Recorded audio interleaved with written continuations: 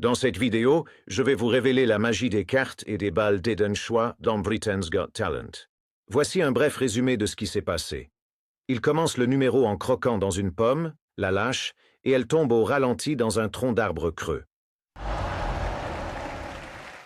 Juste après, de la fumée commence à sortir de sa bouche, suivie par l'apparition soudaine d'une carte unique. Puis, au rythme de la musique, il produit des cartes rapidement. Après un drop, il passe à la phase suivante où une balle blanche est produite, changeant instantanément en 3 couleurs différentes. Puis, ces balles se multiplient visuellement dans sa main droite. Puis, de ses mains vides, il sort une carte unique. Il la lâche et elle l'évite. Puis, il l'écrase en l'air, et en un instant, elle se transforme en une tige blanche et disparaît aussitôt. Il effectue ensuite une transformation visuelle de carte du 4 au 9 de carreau, comme par magie. Dès qu'il la lâche, la carte tourne, change de couleur et disparaît en confetti, finissant en beauté. Alors, quel est le secret de ces tours?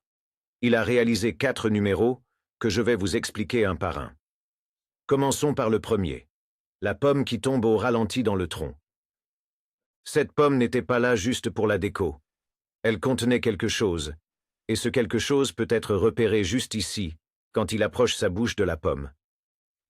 En réalité, il inhale la fumée d'une cigarette électronique cachée à l'intérieur de cette pomme. C'est pour ça qu'il garde sa bouche près d'elle sans vraiment montrer qu'il a croqué dedans.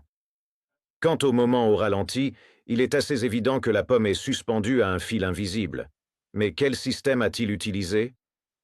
Le dispositif qu'il a employé est un rétracteur de fil invisible. Ceci est le clip qui est attaché à l'intérieur des vêtements du magicien. Le fil invisible est tiré puis attaché à la pomme. Le fil passe à l'arrière de son bras, entre son pouce et son index.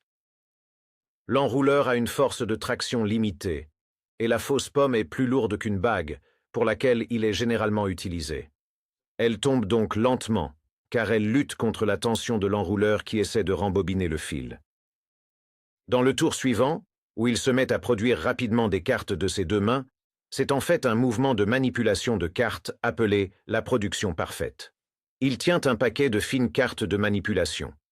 Ces cartes sont produites une par une, comme vous le voyez ici, de son point de vue. Ces cartes, dépourvues de dos, sont spécifiquement conçues pour la manipulation. Leur dos est couleur chair, ce qui aide à dissimuler la carte dans les mains lors des manipulations. Après, il passe au niveau supérieur en changeant vite la couleur d'une balle blanche, puis en la multipliant dans sa main. Je vais vous montrer la vue révélée et celle du numéro côte à côte. Il tient une balle blanche de sa main droite, mais dissimule une balle truquée dans sa gauche. Elle est composée d'une coque verte, une coque rouge sur une balle bleue. Il positionne la balle blanche juste au-dessus de la balle truquée, en s'assurant que la coque rouge fait face au public. Dès qu'il lâche la balle blanche, il la saisit de la main gauche, révélant la coque rouge, puis fait pivoter la balle truquée à 180 degrés pour dévoiler le côté vert. Il dissimule à nouveau la balle truquée, puis fait réapparaître la balle blanche, la cachant entre ses doigts, tout en exposant le même côté vert. Il la fait de nouveau pivoter de 180 degrés pour la production de balles multiples. Cette partie consiste à saisir la balle truquée entre le pouce et l'index et à retirer chaque coque une par une.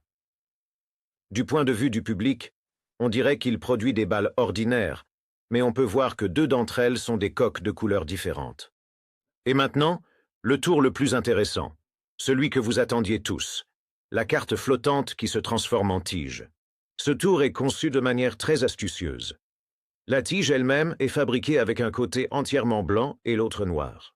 La carte à jouer est fixée au côté noir à l'aide de fils noirs cousus à travers la carte avec des boucles aux extrémités opposées.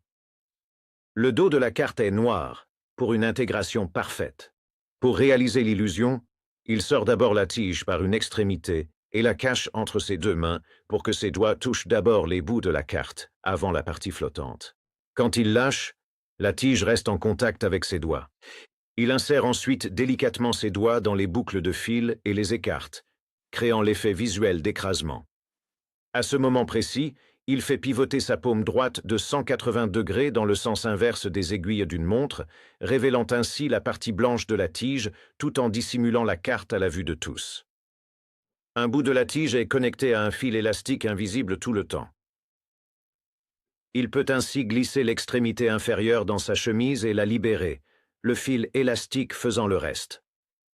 Pour le tour suivant, la transformation du 4 de carreau en 9, puis le changement de couleur et la disparition, cette illusion utilise deux concepts clés. Le premier est le truc Cadabra 2. C'est une carte truquée spéciale, au point mobile relié par des fils invisibles. Lorsque le magicien tire une languette cachée au dos de la carte, les points changent de position. Vous remarquerez que bien que le 4 de carreau se change en 9 de carreau, le nombre 4 ne se métamorphose pas en 9. Mais cela n'est pas vraiment important, étant donné que le public est assis de loin et ne saisira probablement pas ce détail. Si je parle de Cadabra 2, c'est parce que la deuxième version de cette carte truquée inclut un rabat. Dans le cas d'Eden, ce rabat est fermé avec un adhésif. Le rabat se libère instantanément par un mouvement rapide du poignet et le mouvement rotatif de la carte contribue à le desserrer davantage. Le dos noir de la carte lui permet de tordre son poignet, la pressant contre sa poitrine pour dissimuler l'astuce. On peut même apercevoir ici le petit clip, discrètement fixé à l'intérieur de son majeur.